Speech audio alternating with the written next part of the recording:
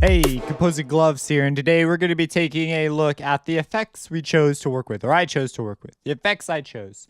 So there are some effects in here that are pretty cool, and I'd like to put them out in a separate video. So, for example, the impacts. Now, these are samples, so effects in terms of effect samples, but this one was not originally what it is right here. So let me really quick just show you what this is.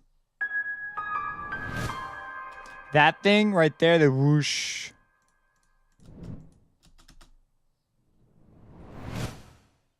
That was not originally there. Now the impact sounds are these, but I have treated them in a specific way to make them fit better. Where's that? That's over here. So here they are. They're just basically being a low pass to tone. Because if I include the upper stuff, yeah, nope.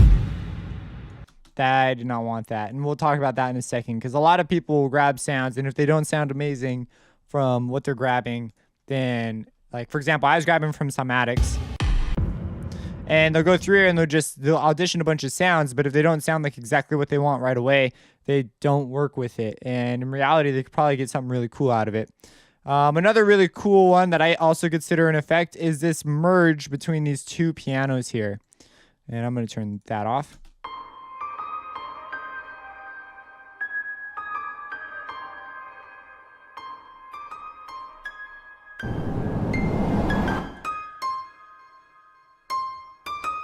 So we've now changed to the second piano. A lot of people will also, this is really, really cool. Some subtle stuff here that, you just don't see as often, especially in like, just typical big room tracks and stuff. Just not as much going on. So we're going to talk about that. And then we're also going to, I believe that is all I want to talk about here. So the impact sounds, the basic riser, and that. So, okay. So let's start off with the riser. So this riser is actually a bunch of ambient noise from a Cymatics pack because I was digging through these packs. If you go into like, which one is it? Ambience. They have like city. It might even be this one. It's going to be one of these though. So you pick them and you say, oh, wow, these are like really cool, but how can I really use this if I'm not doing ambient stuff? So what you can do is you can grab it, and what you do is you automate the volume on over time. So its volume's off. So the volume will be automated on. Let's turn that off. So that's going on there. And I believe I'm also moving this up. So what you do is what I did was I grabbed it and I said, great, here's some sound that is pretty open for interpretation. I turned the volume on over time, so I had a specific volume envelope. And then I have band 7's doing two things. One is, actually this might be, one's selecting the frequency and one's selecting the level.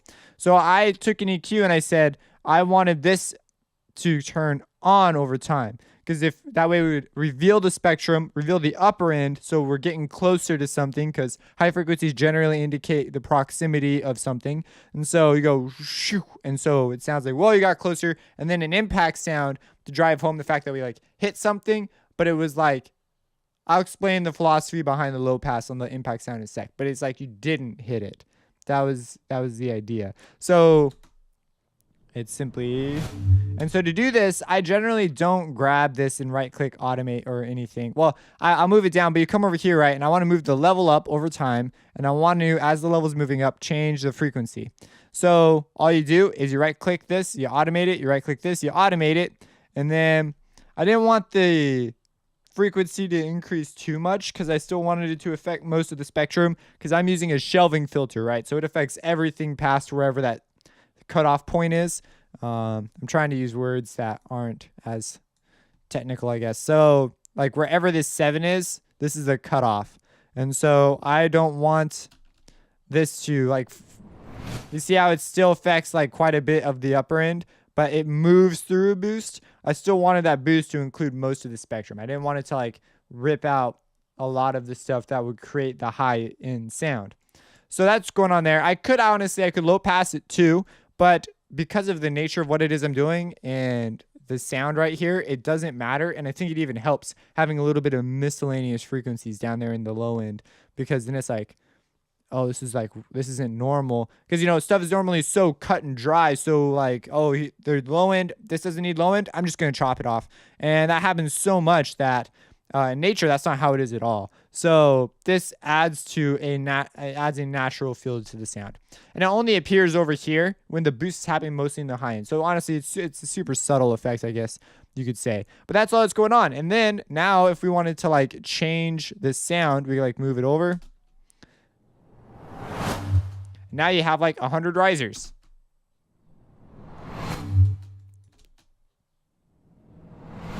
And you just find one that you like. So like that it's really that simple. I'm going to lop this off right here real quick so it doesn't turn on.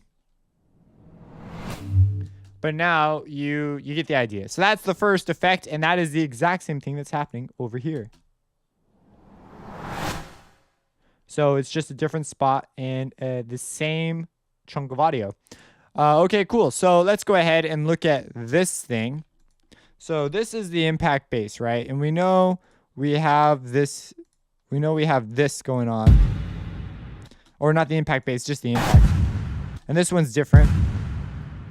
And you might be going, how do you pick these? Because I am a huge fan of Black Octopus's impact sounds, but I really like these. I really do think these these match up to what's going on over there. So I'm digging this. These are, I believe, free too if you just sign up for a Cymatics thing. I can't remember, but they give away so much free stuff. I get emails from them for days, and they're always like these personalized emails, and they're not personalized because there's no way they're sending all these emails to all these new random people who are signing up. So it's like, yeah, their business strategy though is an interesting one. But anyways, that aside, I think their impact sounds are pretty great. I do think their samples are pretty good sample packs. So they are very useful. The risers and downlifters and stuff, I haven't messed with much else yet. Just the impacts. Because I was looking for more of those. Because I have some too. I've made some.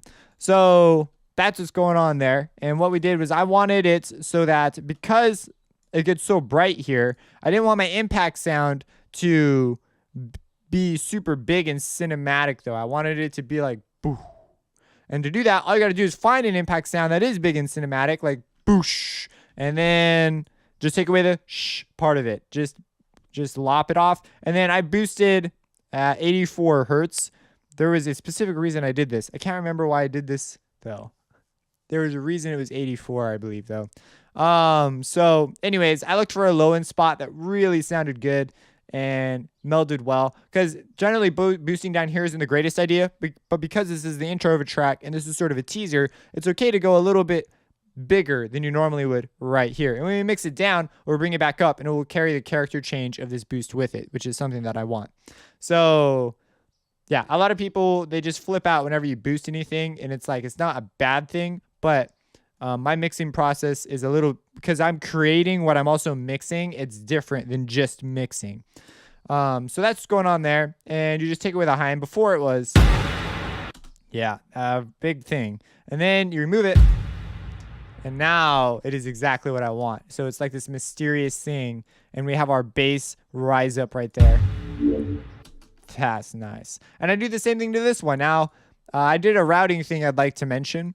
So I route it to channel 56 and then put it into the same thing. So it must go through here. Why did you do that? Why didn't you just send it to 56? I mean, you sent it to 56. Why didn't you just send it to 55? The reason is I've been bit in the butt so many flipping times by sending all the stuff to the same track and then realizing I wanted to do something different to this one, and then but have it have all the same processing of the first one. So you end up doing this anyways. So it's better to just send it to its own track, route it only through this track. Now, if I want to later on do something complicated, I can. And I can also set up sends a lot easier. Everything's just a lot easier. So it's better to just have a separate thing for this. And then once you've done sort of your sub mix, you could create a stem and then process the stem if you want, or just create a sub bus. Just take whatever they are. And anyways, that's like other deals.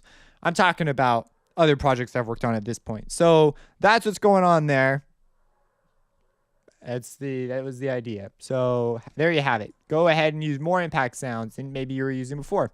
And then this last one is we have this mix here of the piano. And in the context, it is really cool because I start off with this piano and it has these backwards piano parts in it. So that's the piano I want to get to. And then the piano, this is piano 2. It's not a bell. This piano, I start with this one. And if you're wondering, this is a Heaviosity piano. The Haunted Muse, I don't know. It's a piano. Okay, it's been combined with some other samples. Really awesome. It comes with complete if you own complete. And then I also, I'm using the Giant for the other one. And I brought up this space, put it on, whatever. I'll talk about the libraries later. But anyways, I had these 2 pianos. And I wanted the Giant originally. I actually started composing with the Giant. And then I brought in this other piano later. So it starts out, and then I want it to meld in. It creates a really cool space.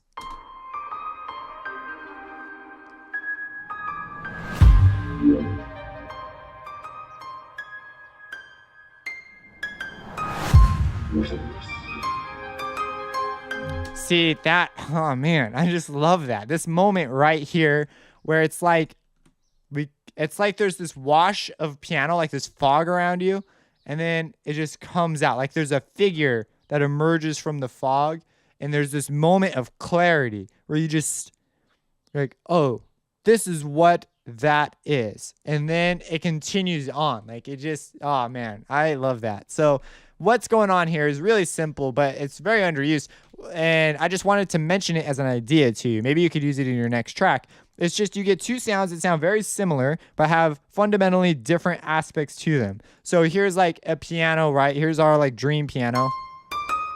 Well, I mean, this is our piano, right? This is the Giant. This is the piano that sounds like a piano. It's been emphasized a little bit for purposes of the track.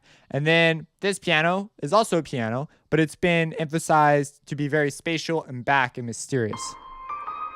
There's a high pass, a low pass on it. You could tell there's been some EQing, some pretty severe EQing and all these things. And it's got all these like reversed things going on in the background. So it's just very like sort of not as clear. And so we want to be able to take the qualities and merge between them. And when you do this, it's like you're having a conversation with the listener. Like the listener is going through an experience.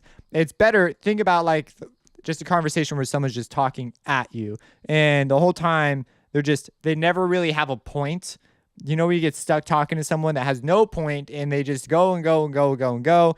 And at the end, it's very unfulfilling. And so when you keep your sounds the same, sometimes that can happen. But when you have these merges, it's like you're reaching conclusions. And that's what's so cool about these sorts of moves. And so I really appreciate it when someone has moves that morph like this. It's like so cool. So anyways, here's like, so what all I did, it's super simple. It's just a volume envelope. And I did it by ear. These can be pretty touchy. You'll see things like power fades versus linear fades and all these things, and they come with different perspective differences. You could have logarithmic fades, which is basically a power fade. And so you have all these different options for how to fade. But honestly, I prefer to just write my fades in because you can be specific and have the qualities change and interact as you see fit. Maybe you want it to come out for a second and then go back down. You can't do that with just a regular fade. You've got to automate it. So I prefer automation for this sort of stuff.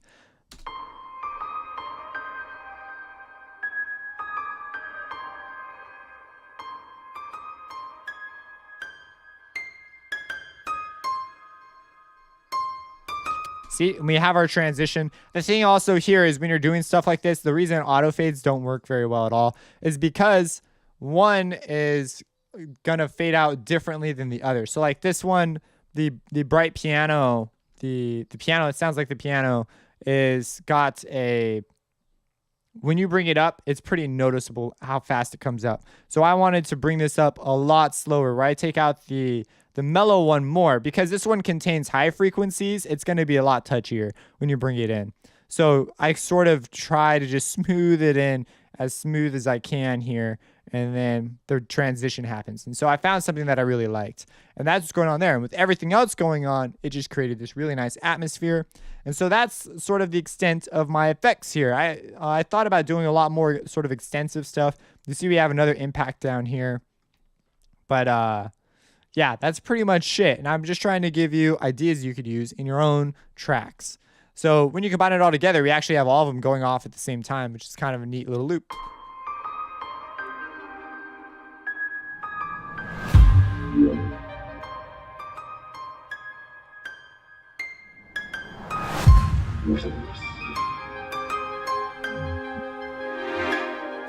Yeah. All right. So that's that. If you have any questions about this, let me know. Support me on Patreon and have a blessed day.